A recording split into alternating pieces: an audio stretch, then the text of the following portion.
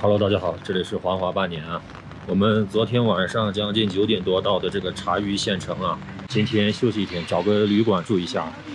然后现在准备去农贸市场去买点吃的啊。济南的逛了一下啊，这个地方就是纯是卖菜的，没有卖什么吃的。这边的菜价咋样啊？大家可以自己看一看哈。我们再去其他地方找个吃的看。臧面、牛肉辣椒、凉面、甜茶、酥油茶。来个酥油面疙瘩。行。哪里来的？从那个茶瓦龙。哦。茶瓦龙那边过来的嘛。云南过来就那一个长治就属于茶余县的一个。对，从那边过来路很差。对，路不好。路不好，走过来得开1天车，得差不多。那以前现在还算好的。啊，我就说现在那个啥好。套房不一。咱们刚才买了个面疙瘩，刚好来了个大爷大娘，然后就在店里和他们聊了一下。现在准备去酒店啊，咱吃饭休息一下，好好休息一下。现在到酒店了啊，看一下这个酒店啊，藏族风格啊，一张大床，然后洗澡，一个电视柜啊，76块钱一个晚上啊，感觉还挺实惠的啊。看一下今天吃的啥，酥油面疙瘩，配着辣椒。然后这个啤酒啊，这边人我看全喝这个啤酒啊，而且比较便宜啊，在这边3块钱一罐。黄瓜是6块钱一斤啊，买了2根是正好1斤。渴了，先喝一个。这面疙瘩和我们那边还不太一样，干的，真是面疙瘩。然后用的酥油，有点像奶油的味儿啊。咱们这2天真的是特别的辛苦啊，精神都特别紧张。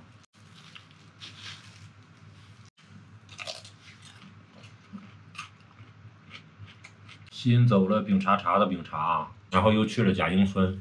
贾营村真的是当时不觉得害怕呀，但是回来了以后想想就觉得后怕。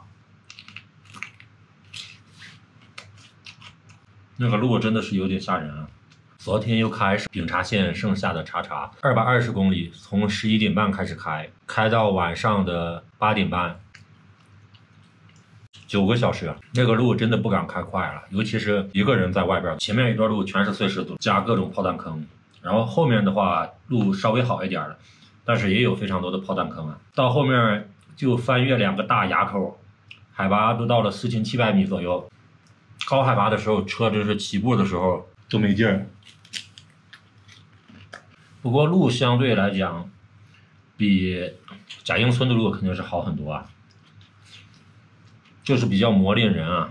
我开的慢，开了8个小时，8、9个小时，开的快的也要6、7个小时。一直开烂路对人的精神是很折磨的，它不像开沥青路啊，你在上面很悠闲的、很放松，还可以看看风景。开这种炮弹坑的路，2个眼要一直盯着路面，而且大部分都是林崖路啊。精神是非常的紧张啊，喝一个。好在啊，我们现在应该是把西藏比较难走的烂路给走了啊，因为饼茶本来就是一条进藏比较难的路啊。从咱们这个中国地图上面来看啊，也可以看到云南的怒江，再到西藏这边整片全是山脉，密密麻麻的雪山山脉。所以说走这条路进藏要翻过非常多的山，肯定是比较艰难的啊。后面的话再走318什么的路就会相对好走一点了。喝一个。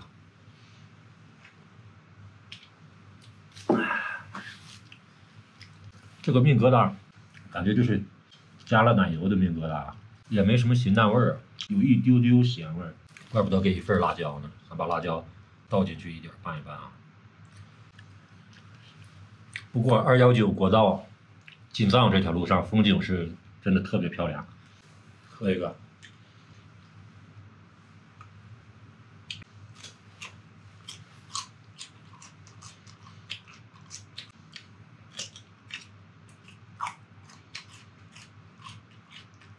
看一下是不是要多休息2天。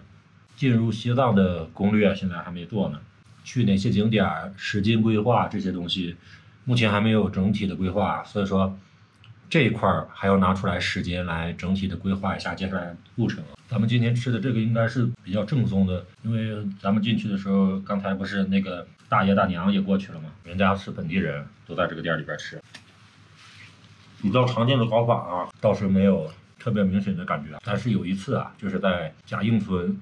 飞机炸了嘛，真后悔把飞机飞到500的高度。平时这个飞机在高海拔地区，它都只让飞到120米啊。不知道在贾应村开那个梅里雪山的时候，为啥它突然又让我飞到500米了？然后我就飞到500米了，相对高度啊，就是相对3600米的贾应村的高度啊。然后拍梅里雪山往后拉的时候，没注意后边啊撞到树上了。那次我们去山上找，你想想，海拔500米撞到山上，加3600就是4100到4200米的高度啊，而且是野山啊，500米的高度，我们真的就是爬了2-3个小时才爬上去。那个山爬下来以后，当时就浑身就比较难受啊，我就怀疑自己是搞反呀。好在休息了一段时间啊，又恢复了。咱们在海拔4100米爬野山又挺住了啊，我觉得后面就开车翻越个垭口啥的，应该没多大问题了。真的吃不动了，剩下一点儿，待会儿再吃。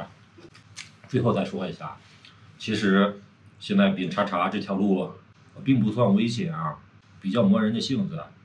然后你像现在这种路上补胎点、应急救援很多的，也不用担心在路上车爆胎了，或者说是车坏了什么的。现在走这条路的车也很多。然后路基现在已经都铺好了，就不是以前的完全没有路基的路啊，没有特别大的风险啊。昨天开完丙察察，由于实在是太累了，就没有想象中那么高兴了，就是完成了一个什么特别大的事儿一样，就是想赶快停下来，赶紧睡个觉。